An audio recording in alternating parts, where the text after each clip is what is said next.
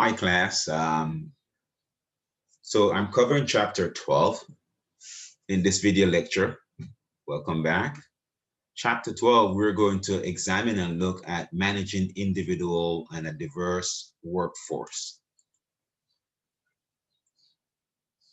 So the goal of thinking about managing an individual and diverse workforce is this notion that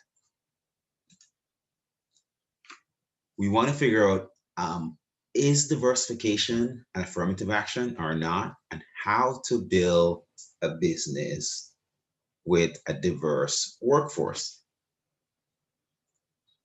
So there's some differences. So diversification is not affirmative action.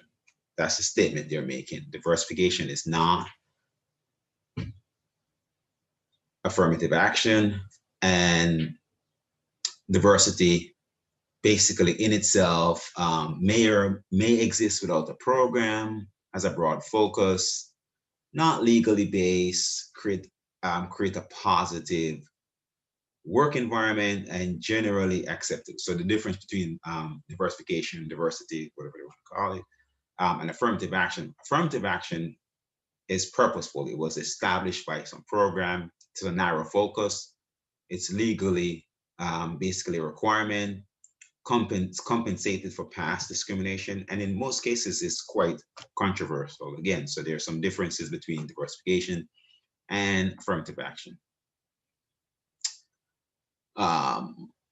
What's the purpose of affirmative action? So again, like it said right here, in terms of how it differs from diversity.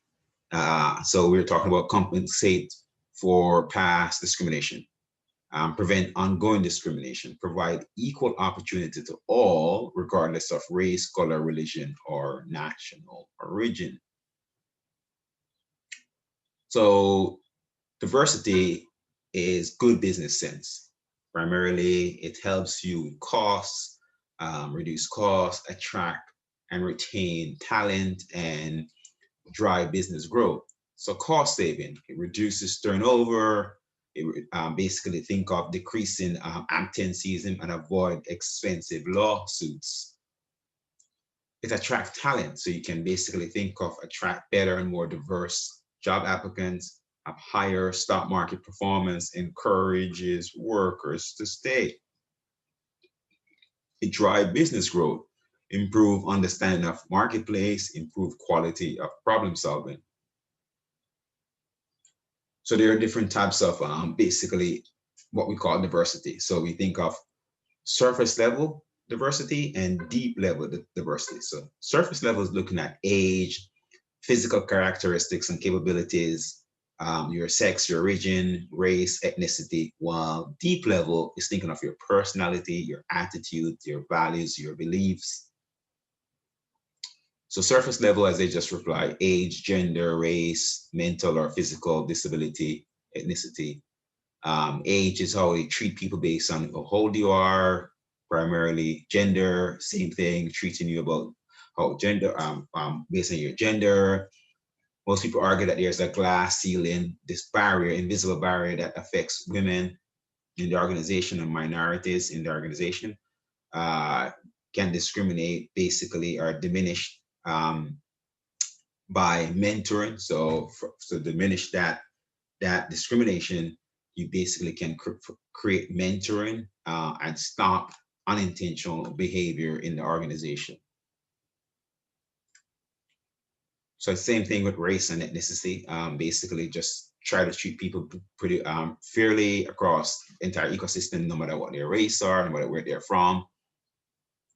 Mental, physical disability is the same thing. Think of just trying to make sure that you treat people fairly, no matter what their physical disabilities are, no matter what their mental state is.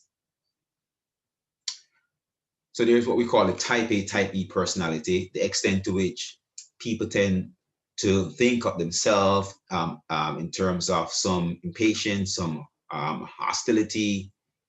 So type A personality is usually hard-driven, competitive, perfectionist, while type B personality is easygoing, able to relax, engage in some leisure activities, basically.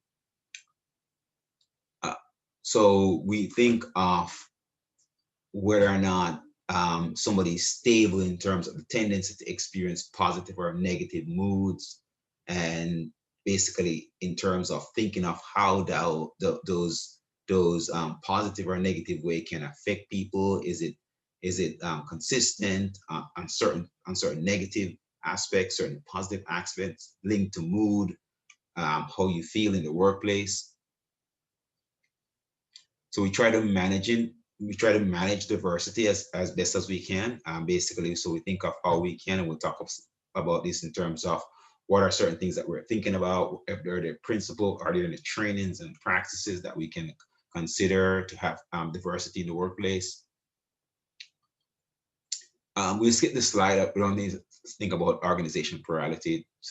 We'll skip that. Um, see, training. So we talk about training, diversity training and practices. So training and practices, we want to create training. So they're skill-based training. There are practices that we can think of audits. We can think of peer and diversity with different mentors, like it says earlier, to diminish certain things based on how the firm see diversity, and then try to include minority or get minority experience up to par.